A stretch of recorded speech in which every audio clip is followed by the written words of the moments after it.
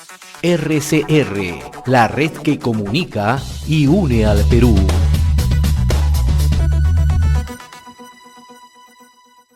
Saludamos a esta hora y le agradecemos la amabilidad que tiene con RCR al doctor Jorge Jáuregui, reconocido especialista en Derecho Electoral y Políticas Públicas. Le agradecemos la amabilidad de compartir esta comunicación con RCR. Doctor Jáuregui, qué gusto saludarlo. Muy amable como siempre. Señor Hernández, muy buenos días. Un placer estar a sus órdenes. Encantado. Muchas gracias por la invitación. Estamos nuevamente a foja cero tras la decisión del Congreso. 3 proyectos que han sido desestimados la última semana, ¿no? A partir de esta decisión, ¿qué es lo que puede ocurrir dentro del análisis, dentro de la experiencia que usted tiene justamente en la percepción y manejo electoral? Bueno, lamentablemente la situación que se ha generado en el país expresa un bloqueo político notable, ¿no? Desde la perspectiva del derecho electoral hay opciones, tal como lo ha expresado muy bien el presidente del Jurado Nacional de Elecciones, hay hasta 2 opciones para llevar a cabo elecciones limpias, libres, competitivas, que permitan canalizar este conflicto político, social, que es el más grave que ha tenido nuestro país, por lo menos en estos últimos 30 años, dentro de canales democráticos, institucionales. Pero lamentablemente, aun cuando hay alternativa desde el punto de vista técnico, no existe voluntad política, no existen los consensos adecuados en el Parlamento para lograr permitir esa canalización dentro de un marco institucional y democrático. Yo creo que lamentablemente esta es una lógica que se viene instalando en el país con mucha intensidad del 2016 en adelante, ¿no? Y que lamentablemente a partir de las elecciones del 2021, en la cual algunos sectores de la política peruana que perdieron las elecciones presidenciales han desarrollado el discurso, la narrativa de un fraude que jamás existió, y entonces se ha generado un nivel de conflicto muy intenso, ¿no? Y en esas condiciones verdaderamente dependemos de que surja la voluntad política en el Parlamento, y como están las cosas ahora, esto parece que no nos está dando, ¿no? Ahora, doctor Jáuregui, por el lado del Congreso ya no tenemos, digamos, muchas salidas para establecer nuevamente una convocatoria electoral, ¿no? Y ni mucho menos por el lado del Ejecutivo. Esto mirándolo en términos así prácticos, en términos reales. Sí, no podemos, no encontramos, ¿no? Claridad en cuanto a una voluntad política en el Parlamento de ir a un adelanto de elecciones. Además, algunas opciones que se estuvieron discutiendo en los proyectos de ley para el recorte del mandato y por lo tanto viabilizar un adelanto de elecciones generales, ha pasado también por propuestas que no son consistentes, ¿no? La idea, por ejemplo, de considerar un adelanto de elecciones como unas elecciones complementarias, ¿no?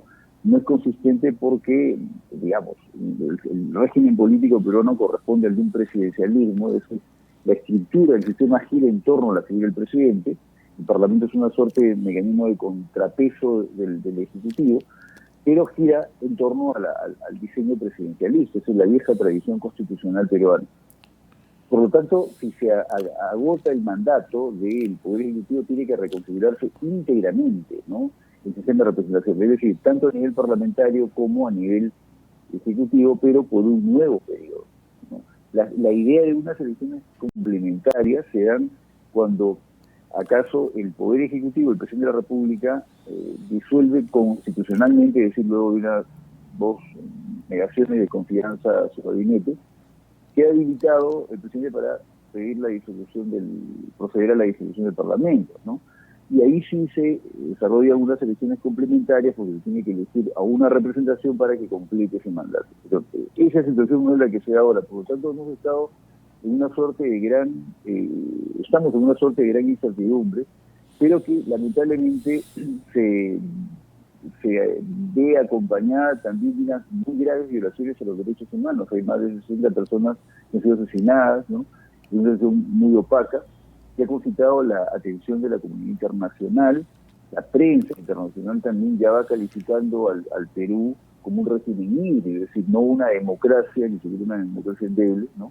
Medios de comunicación del prestigio como el New York Times ya van haciendo eco de graves violaciones a los derechos humanos en el Perú. Entonces, el problema es cuando esta gran incertidumbre que el Parlamento, digamos, le ofrece al país una situación en la que no decide finalmente el canal institucional, que es el electoral, para salir de la crisis, se ve acompañada de muy graves violaciones de los derechos humanos. Eso es muy complicado. Es la crisis más grave que hemos tenido en este periodo de historia, lo que exige entonces una revisión desde el punto de vista de la teoría democrática, del gobierno representativo, ¿no? Es interesante, por ejemplo, ver cómo uno de los fundadores del constitucionalismo contemporáneo, como es el caso de Alexander Hamilton, un gran jurista además, fundador de la Constitución de los Estados Unidos, hace referencia a que lo que hace el régimen gobierno representativo, eso que hoy llamamos democracia representativa, es la existencia de un conjunto de mecanismos de contrapeso, es decir, el Ejecutivo debe estar contrapesado por el Parlamento a su vez es contrapesado por la figura del presidente. Si acaso hay alguna posibilidad que algún grupo tiranice el sistema, tanto del Ejecutivo como del Parlamento, pues entonces se establece un sistema de justicia, unos jueces independientes que puedan, digamos, proteger el régimen de libertades y de equilibrio de poderes. Pero si eso falla, y eso es muy interesante, Alexander Hamilton describe como la remisión al pueblo, es decir, vía un referéndum, es la única alternativa. Es la esencia de la teoría del gobierno representativo, que es lo que hoy llamamos democracia representativa. Y yo creo que finalmente la posibilidad de un pedido ciudadano directo de referéndum, como lo avala el artículo 31 de la Constitución, ¿no?, que prevé una figura de referéndum autónoma, separada del referéndum que está asociado al procedimiento parlamentario, que más bien sí está previsto en el artículo 206 de la Constitución. Son dos instituciones, dos tipos distintos de referéndum, ¿no? El que prevé el artículo 31 es interesante, además que debe ser interpretado a la luz de lo que establece el artículo 3 de la Constitución, que es la famosa cláusula números apertos, ¿no? Es decir, que los derechos fundamentales no son los enumerados en el artículo 2 de la Constitución, sino todos aquellos que se funden, y eso es muy interesante, en la dignidad del hombre, en el modelo republicano, ¿no?, volvemos a la lógica republicana, y en el principio de soberanía popular y democracia. Entonces, nos acercamos a un momento en el cual, como bien lo preveía el gran jurista Alexander Hamilton, hacia finales del siglo XVIII, esto no es una idea nueva, es el soberano el que tiene que, finalmente, en este nivel de bloqueo, ¿no?, y desconexión entre la representación y los ciudadanos, es la soberanía ciudadana de los ciudadanos que participan, que sostienen el sistema, pues finalmente la única alternativa, ¿no? Yo creo que ya empieza a barajarse entonces esta otra posibilidad. Cierto es que algún sector de la academia, ¿no?, ha considerado que solamente el referéndum está circunscrito al artículo 206 de la Constitución, que contempla el procedimiento parlamentario de reforma constitucional. Pero no es exacto eso, el artículo 31 prevé una fórmula más abierta, y finalmente la interpretación de los artículos constitucionales debe hacerse no de forma restrictiva a las libertades, sino garantizando la más amplia expresión de las libertades ciudadanas. Por lo tanto, restringir la figura del referéndum creo yo que es una perspectiva no democrática. Esta es una figura que sí se puede aplicar, el tema del referéndum, que es diferente al tema de las elecciones complementarias. Le pregunto esto porque nuevamente surge en el debate. ¿Y cuánto significa en términos de convocatoria, tiempo, y cuánto significa en términos económicos o un referéndum o una complementaria? Lo que pasa es que yo estaba pensando en un referéndum para recortar el mandato y adelantar. Las elecciones. En caso no haya voluntad política, porque lo que estamos viendo es que en una situación tan grave como la que está el país, ¿no?, con un parlamento que tiene un respaldo ciudadano que no supera el 10%, hay algunos actores políticos que están sosteniendo que no quieren ir, o sea, que no es necesario un adelanto de elecciones. Una cosa verdaderamente impresionante, ¿no? Algunos sectores están pidiendo que el adelanto de elecciones, el recorte de mandato y el adelanto de elecciones, se supedite también, por ejemplo, a que se adelanten elecciones regionales, municipales, incluso lo más inverosímil, lo que me parece peligrosamente, una expresión muy peligrosa ya de la mayor violencia contra el régimen democrático, es que también algunos grupos políticos plantean que el adelanto de elecciones vaya también con un descabezamiento de los organismos electorales, ¿no?, de Y eso es inaudito. Entonces, en este tipo de dinámica, yo creo que verdaderamente se está sometiendo al país a una incertidumbre que es absolutamente innecesaria, ¿no? Entonces, por eso le planteaba eso. Ahora, ciertamente los costos, digamos, de lo que implicaría financiar un proceso electoral, de modo general un proceso electoral, en lo que hemos visto en experiencias anteriores, ha estado alrededor de los 500 millones de soles, ¿no? Alrededor de 350, un poco más, la mayor cantidad del presupuesto electoral siempre va orientado a las actividades que tiene que desarrollar la Oficina Nacional de Procesos Electorales, que es la que organiza el proceso electoral. Luego, el Jurado Nacional de Elecciones, que tiene una enorme actividad, tanto de fiscalización, que es muy importante para la transparencia del proceso electoral, como también la actividad jurisdiccional, que es indispensable para poder ofrecer finalmente resultados electorales, ¿no? Y alguna parte del presupuesto va ubicado al RENIEC, que es el Registro Nacional de Identificación y Estado Civil, que debe entregar el padrón electoral para que el Jurado Nacional de Elecciones autorice su uso. Entonces, ahora, lo que hemos visto por medio de comunicación es que para este proceso los organismos electorales han estado haciendo previsiones de una cantidad mucho mayor, ¿no? He visto en los medios de comunicación que la OMPE ha propuesto una cantidad como de 1.500 millones de soles, ¿no? En caso hablemos de un proceso electoral, el Jurado Nacional de Elecciones tiene una perspectiva igual, ¿no? Y si acaso hablamos de un proceso electoral de 270 días, ¿no? Entre la convocatoria del proceso y la jornada electoral. Y algo de 1.300 millones si acaso se habla de un proceso que pueda tener una extensión de 230 días. Porque como estaríamos en una situación excepcional, podrían acortarse las etapas del proceso electoral, ¿no? O sea, el tiempo, ¿no?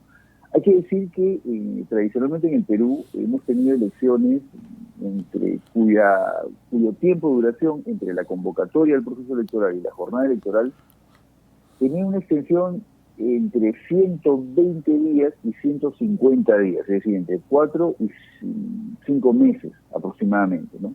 Esto hasta las elecciones del 2016, esto fue así.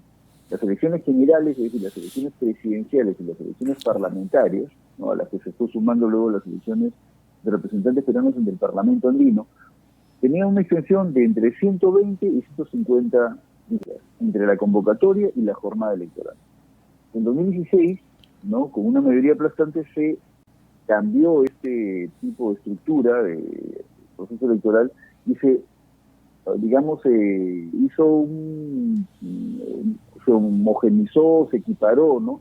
El periodo de duración de las elecciones generales, es decir, presidenciales y parlamentarias, con las elecciones regionales, que ya tenían una extensión de 270 días. Es decir, del 2016 en adelante, todos los procesos electorales, tanto nacionales como regionales y locales, tienen una extensión de 270 días. Y esto incide en el gasto, porque en tanto más dure el proceso, ¿no?, se requiere más dinero para financiar los órganos electorales temporales. ¿Por qué cuesta un proceso electoral? No solamente por la impresión del material electoral, sino fundamentalmente porque hay que financiar un conjunto de órganos electorales temporales que hacen las funciones de los organismos electorales en las diferentes instituciones administrativas.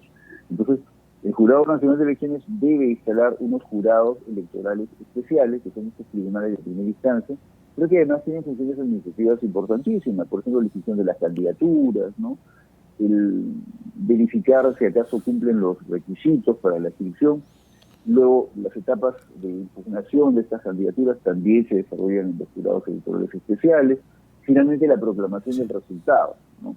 Y por otro lado, la OMPE, la Oficina Nacional de Procesos Electorales, debe instalar un conjunto de oficinas descentralizadas de procesos electorales para realizar la elección, ¿no? Instalar los centros de votación, las mesas de sufragio, desplegar el material electoral, informar a las personas, ubicar a los miembros de mesas, ¿no? Y las credenciales y luego también la capacitación. Sí, es un conjunto de actos, y entonces el financiamiento de estas actividades en los órganos temporales es lo que demanda los recursos. Además, eso sea el periodo de la electoral, pues va a demandar más recursos para financiar locales, personal, servicios, ¿no? En fin, es un conjunto amplio de elementos. Entonces, Por eso es que tiene estos costos, ¿no? Ahora, yo creo que sería interesante escuchar la versión oficial de los organismos electorales respecto al desagregado, ¿no?, en que se va a proyectar este gasto. Estamos dialogando con el doctor Jorge Jauregui, reconocido especialista en Derecho Electoral y Políticas Públicas. Yo lo escuchaba con mucha atención, doctor Jauregui. Usted señalaba que no solamente son la extrema izquierda y la extrema derecha los que se oponen a un adelanto de elecciones, sino también hay otros sectores interesados que no permiten justamente viabilizar, digamos, una salida para el país, ¿no?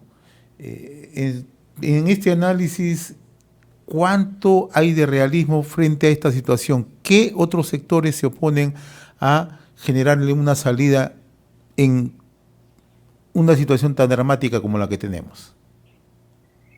Bueno, y lo que yo veo, y lo que estuve, digamos, si de repente usted se refiere a lo que estuve mencionando el día de ayer, Así es. el día domingo. En Radio Programa lo escuché con atención, lo escuché, sí. Correcto. Lo que sucede es que esta dinámica entre izquierdas y derechas, claro, es un poco decimonónica, ¿no? Así. Tal vez nos lleva a la Asamblea Francesa, ¿no?, postrevolucionaria, ¿no? Me parece que no está aplicando plenamente, ¿no?, a la dinámica actual de estas últimas semanas en el país, ¿no? Y probablemente de los últimos años, tal vez del 2016 en adelante, ¿no?, lo que hemos visto es un asalto al régimen democrático de sectores no democráticos, de tendencias claramente autoritarias, ¿no? Hemos escuchado a personas que han pedido la muerte de otras, que han pedido golpes de Estado abiertamente, y que recurren al discurso del comunismo y de la amenaza comunista, cuando la evidencia internacional, no hay que mirarnos al ombligo, hay que mirar al mundo, es que tanto en Europa Occidental, donde están las democracias más consolidadas del mundo, en los Estados Unidos, que es probablemente la democracia más antigua digamos, del mundo, ¿no?, es ahí donde surge el concepto del gobierno representativo, justamente con Alexander Hamilton, este brillante fundador de la Constitución de los Estados Unidos, al que hice referencia hace un momento, como en América Latina. El mayor riesgo al régimen democrático y a las libertades democráticas proviene de sectores radicales, más bien ultraderecha. O sea, el fenómeno que hoy se estudia intensamente en la ciencia política, que es el trumpismo, es decir, la forma como Donald Trump ha orientado la política desconociendo resultados electorales, promoviendo la violencia, se está replicando tanto en Brasil como en algunos países europeos. También en Alemania hace poco hubo una acción de la policía para bloquear un acto de violencia que tendría que ser un asalto al Parlamento alemán, sectores radicales de ultraderecha, ¿no? Y lo que vemos es una expansión de estos discursos. La versión latinoamericana más potente del trumpismo es el bolsonarismo, que tiene patrones parecidos. Entonces, lo que está pasando en el Perú es una versión propia de ese asalto al régimen democrático desde las propias instituciones de la democracia, porque se utiliza parlamentos, se utiliza estos mecanismos para asaltar la democracia. En el Perú lo que hemos visto es que desde 2011 y con mucha más intensidad de 2016 en adelante, quienes pierden elecciones empiezan un proceso de demolición de las instituciones de la democracia, parlamentos, ¿no?, ahora incluso organismos electorales que están asediados por bancadas que desde el Parlamento están atacando directamente a los líderes de los organismos electorales, como es el caso del presidente del Jurado Nacional de Elecciones, el jefe de la OMP, que ha sido agredido físicamente, ¿no? Entonces, yo lo que veo es que hoy estamos insertos en una dinámica de sectores autocráticos, de tendencias claramente autoritarias, que no respetan las instituciones de la democracia, que utilizan el Parlamento y sus bancadas para asaltar el poder democrático, ¿no? Y sectores democráticos que son muy débiles en el Parlamento para contener ese asalto, ¿no? Entonces, y esto va, digamos, siendo una tendencia muy potente, por lo menos del 2016 en adelante, ¿no? Se descabezó un gobierno, se obligó la renuncia de un gobierno constitucional como el señor Kuczynski, ¿no? Y a partir de ahí tenemos un Parlamento absolutamente desconectado del pedido ciudadano, absolutamente desconectado de los problemas ciudadanos. Y esto el 2021 se intensificó de un nivel sin precedentes cuando se pretendió impedir que, bueno, indistintamente si se tiene simpatía o no, si se votó o no por el señor Castillo, lo real es que su elección fue democrática y constitucional, como lo reconoció la comunidad internacional del prestigio, como el caso de la admisión de estatus electorales de la Unión Europea, ¿no? El propio gobierno de los Estados Unidos y los países de la región, los países más próximos, ¿no? Reconocieron el carácter democrático, legal, constitucional de las elecciones de 2021 y sin embargo se desarrolló una narrativa de fraude sin ningún argumento. Se pretendió impedir que este señor que ganó la elección asuma el cargo y se sometió a un bloqueo sistemático que terminó con su arresto. Entonces, esa es la situación como lo está viendo la prensa internacional. Y lamentablemente lo que encontramos es una imposibilidad de canalizar en ese contexto este conflicto en un marco democrático, institucional, que respete derechos humanos, que respete las libertades democráticas. Entonces, yo creo que hay una dinámica entre sectores democráticos bastante débiles, ¿no? Y sectores autocráticos que tienen una mayor potencia para actuar. Ahora, Y que se han puesto de acuerdo, ¿no? En muchas cosas. finalmente, doctor Jáuregui, ¿es una solución la renuncia de Dina Boluarte como lo plantean algunos sectores? Yo creo que sí, yo creo que lo es, porque una renuncia de la Dina Boluarte, ¿no? En esta coyuntura implicaría, como lo manda la Constitución, que asuma la encargatura de la Presidencia de la República la persona que sea el presidente del Congreso, pero está obligado a convocar inmediatamente a elecciones, ¿no? Con lo cual tendríamos un escenario de elecciones. Si se convoca elecciones, inmediatamente con la ley vigente, tendríamos que tener unas elecciones en 270 días, ¿no? Y entonces nos lleva a un horizonte... ¿Son elecciones generales, doctor Jáuregui? ¿Elecciones generales? Elecciones generales. Ya. Absolutamente claro. Son elecciones generales porque, o sea, el Poder Ejecutivo en el Perú, como es un presidencialismo, es elegido mediante elecciones. Y los miembros elegidos son los que forman parte de la fórmula presidencial. ¿Quiénes forman parte de la fórmula presidencial? La presidencia del señor Castillo y luego está su vicepresidenta, que es la señora Boluarte, la actual presidenta, ¿no? Entonces, si se agota la fórmula presidencial, asume temporalmente la presidencia del presidente del Congreso. Pero se convoca elecciones generales, ¿por qué? Porque como es un presidencialismo, si se cae la presidencia, se tiene que reconfigurar íntegramente el sistema de representación. Íntegramente. Entonces, tiene que ser unas elecciones generales para un nuevo periodo. Esto nos permitiría el oxígeno para canalizar en la campaña electoral la discusión de todos los temas que son materia de conflicto ahora, ¿no? Incluso yo creo que aunque hay que respetar quienes pretenden convocar a una asamblea constituyente y tal, es muy respetable porque es un mecanismo democrático, yo creo que la convocatoria de unas elecciones habilita el espacio político y democrático para ahí, en esta campaña, discutir qué mejoras se pueden hacer en el sistema de representación. Es cierto que el Perú tiene una precariedad político-partidaria y una precariedad democrática que está asociada a la forma como está diseñado el Parlamento. Es muy pequeño, genera una intensa subrepresentación. La forma como elegimos en listas, pero chiquitas, produce una sobrerepresentación de algunos grupos que son minoritarios. Eso es lo que produjo una mayoría aplastante en 2016, que excedía con creces la cantidad de votos, el porcentaje de votos que obtuvieron en la elección respecto de la cantidad de escaños que se embolsaron, ¿no? Entonces, esos defectos creo que pueden ser corregidos. El modelo francés, por ejemplo, es muy interesante. La Asamblea Nacional Francesa, la forma como se eligen, ¿no?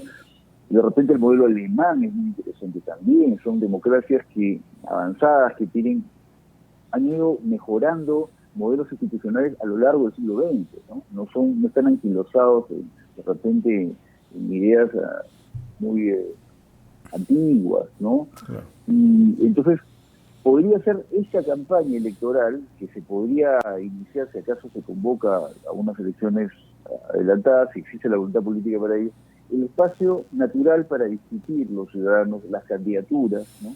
Para establecer los compromisos entre quienes aspiran a hacer representación y los ciudadanos que van a depositar la confianza en ellos. El diálogo de político y democrático es indispensable, ¿no? Para poder canalizar.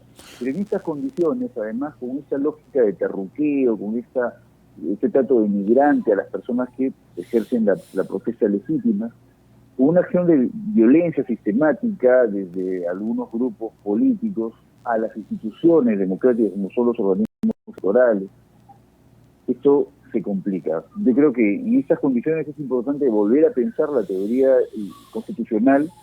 Yo tengo, digamos, mucha admiración por Alexander Hamilton, este pensador estadounidense, ¿no?, que nos propone siempre que la soberanía final está en el pueblo, está en las personas, y por lo tanto, si la representación ya no es representativa, la convocatoria, la invocación. Hamilton hablaba de la remisión al pueblo, ¿no?, el concepto, ¿no? Es el único canal democrático para salir de esta situación complicada. Yo le agradezco, doctor Jorge Jáuregui, por estas reflexiones a través de RCR, Red de Comunicación Regional. Ha sido un gusto conversar con usted, muy amable como siempre. Muchas gracias por la invitación, quedo a sus órdenes, un placer. Muy gentil, gracias. Conversábamos con el doctor Jorge Jáuregui, especialista en Derecho Electoral y Políticas Públicas. RCR, la red que comunica y une al Perú.